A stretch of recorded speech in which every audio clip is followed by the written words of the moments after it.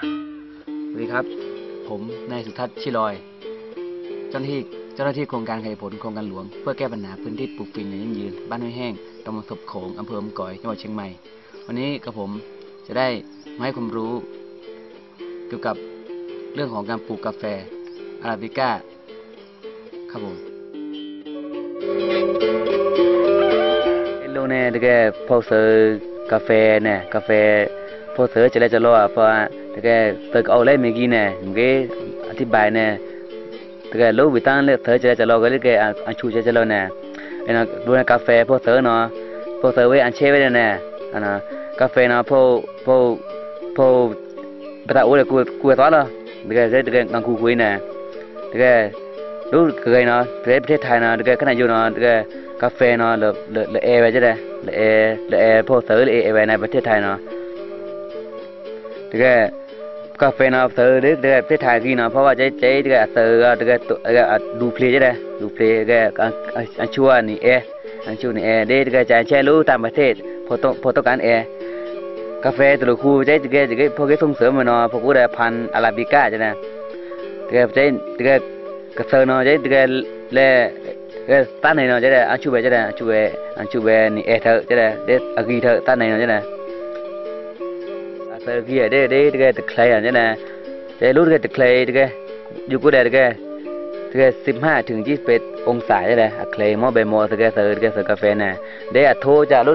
ตะแกอัดโททางตะกุปะโทเนาะนุ้ยเจเท่าตะแกละมาโคพังรู้ตะแกงังคูตะแกปันเลลาโคน่ะพะโทเนาะจะเสือกี้จะได้แกลูกงังคูเนาะลูกแกงังคูพลีงังคูตะแกลูกตะแกอังกีทีเนี่ยอังกีทีได้งังคูละไพ่ไปเนาะตะแกได้ทีโอกีจะได้เด็กงังคูเนาะตะแกงังคูเนาะอากีอาจจะงังคูซ่าเนาะเด็กตะแกเด็กตะคูแบบมอไข่แบบมอเนาะ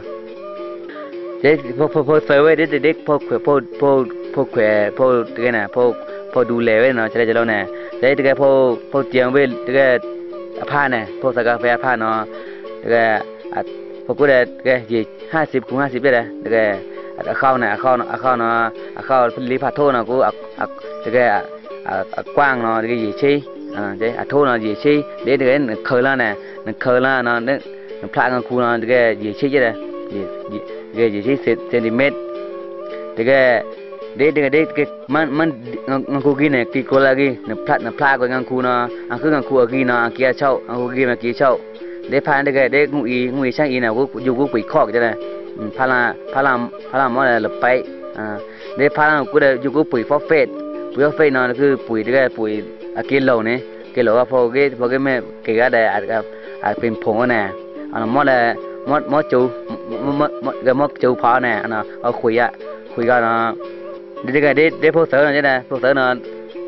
เธอรู้แกชาแค่รู้แกเดือนพวกเดือนพฤษภาในเดือนมิถุนายนเนาะมันกูชาเนาะหม้อเนาะเสือเป็นหม้อ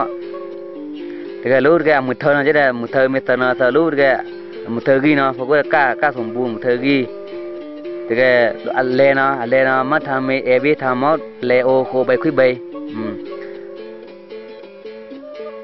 แต่แกเธอเนาะแต่แกเธอเนาะตะแกถอยงังคูเนาะตะแกถูกถุงดำเนี่ยถอยงังคูเนาะ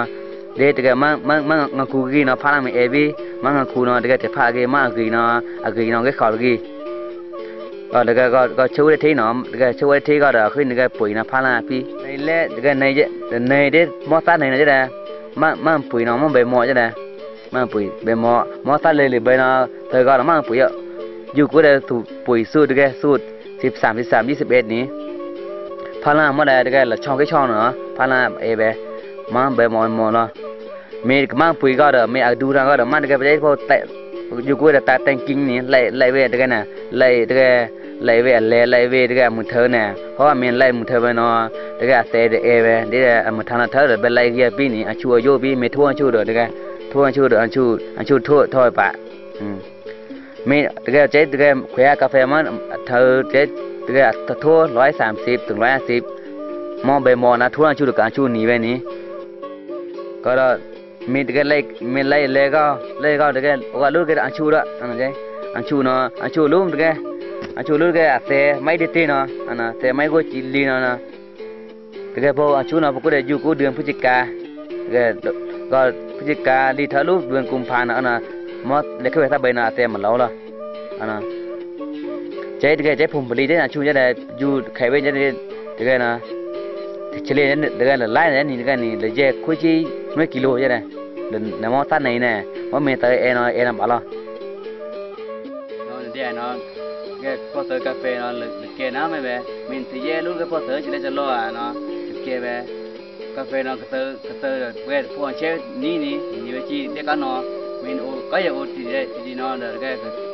ด้วยละได้ดูแบบคือจีน่าชอบแบบกาแฟนะมินเตอเต้นเผยกี่เดือนนี่จีเต้ที่พวกเชฟกิโลชี้เดียวเด็กก็เตะไม่กูเนาะเป็นเชฟเด็กก็ชี้จีบ้าเชฟลูกก็ตั้งแต่วันน่ะแม่ชี้บ้าเนาะกินชี้ฟ้าละไม่แต่แม่น่ะรู้ก็ว่าแกมีกี่เด็กก็มาเด็กก็แฝงชั่วเท่มาปุยาเด็กถ้วยน้าเนาะแฝงพี่มินเผยไปนั่นเลยเบจิพอใจเบจิเวลานี่เวลามุกี้ท่านเนี่ยนี่เบจิไม่ใจมินแม่ท่านนี่ท่านน่ะอุเบตอนเนาะเบลก็ว่าหมอจีเนี่ยพูดเนี่ยเนาะจีนนี่เตลอกาแฟน่ะเชื่อเตลอ